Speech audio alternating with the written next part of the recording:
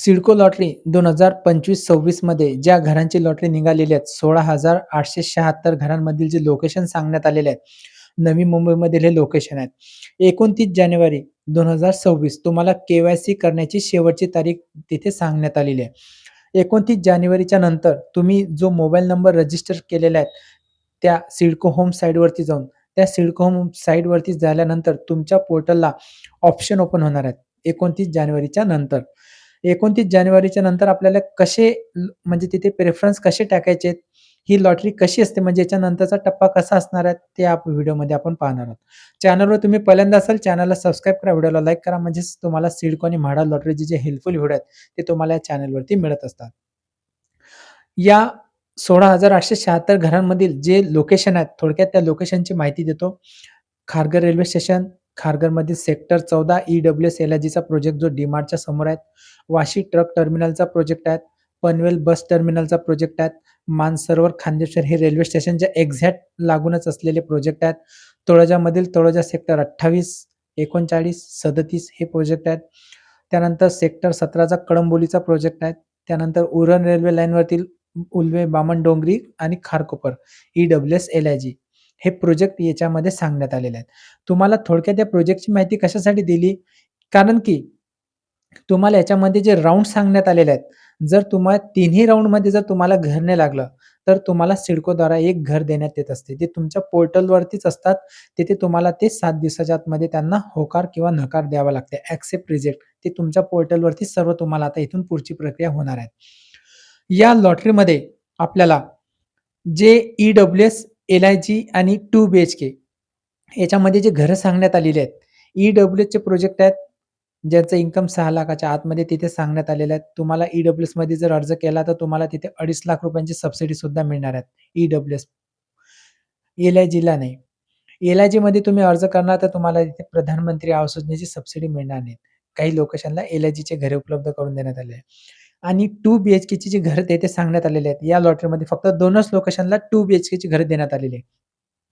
Kharghar railway स्टेशनला 540 square फीटचा जो area तिथे देण्यात आलेला आहे.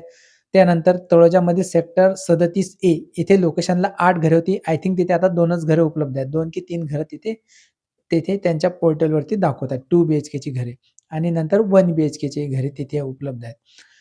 या सर्व लॉटरीमध्ये तुम्हाला हे जे लोकेशन मी सांगितलेले आहेत, या लोकेशनच्या कनेक्टिव्हिटी सुद्धा मी सांगितलेल्या आहेत. सर्व लोकेशनच्या कनेक्टिव्हिटी. कोणत्या लोकेशनला कोणती कनेक्टिव्हिटी आहे. आता आपल्याला या लोकेशनमध्ये आता आपल्याला कोणत्या लोकेशनमध्ये घर घ्यायचं आहे, तुम्हाला सर्वप्रथम तुम्ही म्हणजेच आपल्याला याच लोकेशनला घर घ्यायचं आहे, असं तुम्ही गृहीत धरा. म्हणजे जेणेकरून तुम्हाला जे राउंड होणार आहेत, सिडको होम साइटवरती, तेथे पहिला राउंड होणार आहे. पहिला, दुसरा आणि तिसरा.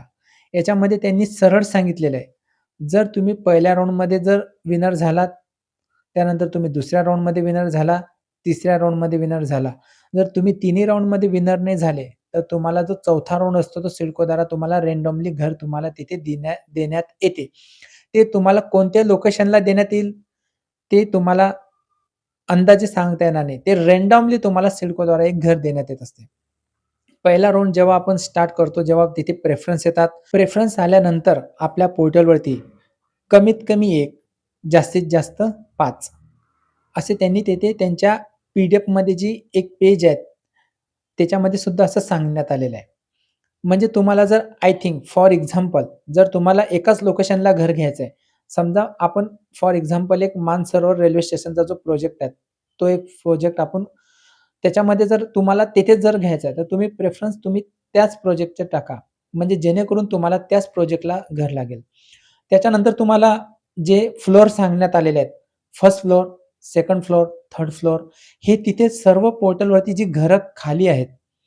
2024च्या लॉटरीमध्ये जेव्हा ही घरं निघालेली होती, त्यामुळे सर्व पोर्टलला ही घरं तिथे ओपन होती, म्हणजे खाली दिसत होती. पण आता ही लॉटरी परत निघालेली आहे. 2025-26च्या लॉटरीमध्ये येथील काही शिल्लक राहिलेली घरं आहेत आणि 10% घराची किंमत कमी झालेली आहे. म्हणजे जी घरं शिल्लक आहेत, तेच तुमच्या पोर्टलला दिसणार आहेत. तिथून तुम्हाला ते सिलेक्ट करायचं आहे. हा झाला पहिला राउंड. पहिल्या राउंडमध्ये कमीत कमी एक जास्तीत जास्त 5. तुम्ही किती निवडा, तुम्ही किती प्रेफरन्स टाकता त्याच्यावरती डिपेंड आहे. म्हणजे कमीत तुम्ही 2 पण टाकू शकता, 3 पण टाकू शकता. 1, 5.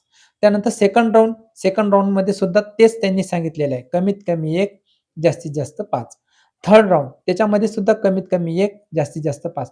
म्हणजे तुम्हाला टोटल 15 चॉईस टाकण्याची तुम्हाला तिथे संधी मिळते तुमच्या पोर्टलला. 2024च्या लॉटरीमध्ये जर तुमच्या कॉन्टॅक्टमध्ये जर कोणी विनर असेल, सिडको होम्समध्ये, सिडकोच्या लॉटऱ्या 3 प्रकारच्या आहेत. एक सिडको निवारा पोर्टलची पण लॉटरी आहे. त्यानंतर आता सिडको होमची जी लॉटरी निघालेली आहे आणि CIDCO F-C-F-S first come first serve.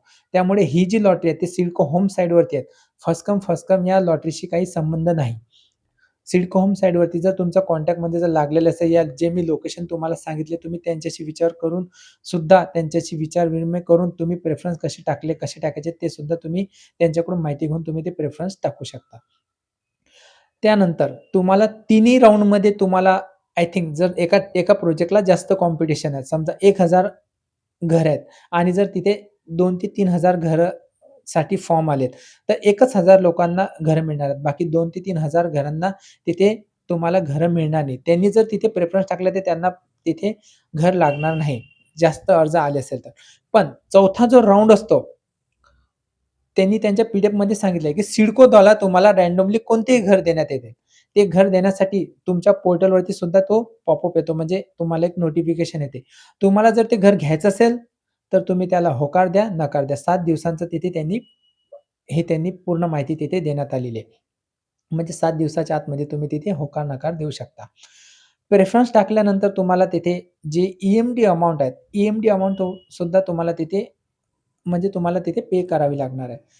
पे क पे करण्यासाठी ज्यांनी सांगितलेले आहेत ई-एम-डी अमाउंट. ई-एम-डी अमाउंट तुम्ही जेव्हा करणार, तेव्हा तुम्ही तिथे ऑप्शन येतात नेट बँकिंग, त्यानंतर तुम्ही स्कॅनरने सुद्धा तुम्ही तिथे अ, जे पेमेंट आहे ते पेमेंट करू शकता. ज्या व्यक्तीच्या नावाने तुम्ही फॉर्म भरणार आहात, आय थिंक तुम्ही त्याच व्यक्तीच्या नावाने तिथे अकाउंटमध्ये जे आहेत पेमेंट करा. मग जेणेकरून काही समोर प्रॉब्लेम तुम्हाला क्रिएट होत नाही. ई-डब्ल्यूएससाठी त्यांनी ₹75,000 ई-एम-डी अमाउंट सांगितलेले आहेत, जे ई-डब्ल्यूएसमधून अर्ज करणार आहेत. एल-आय-जीमध्ये त्यांनी ₹1,50,000 ई-एम-डी अमाउंट सांगितलेले आहेत, जे एल-आय-जीमधून अर्ज करणार आहेत आणि जे 2 बी-एच-केसाठी जे अर्ज करणार आहेत, खारघर रेल्वे स्टेशन आणि सेक्टर 37 येथे त्यांनी ₹2,00,000 ई-एम-डी अमाउंट सांगितलेले आहे.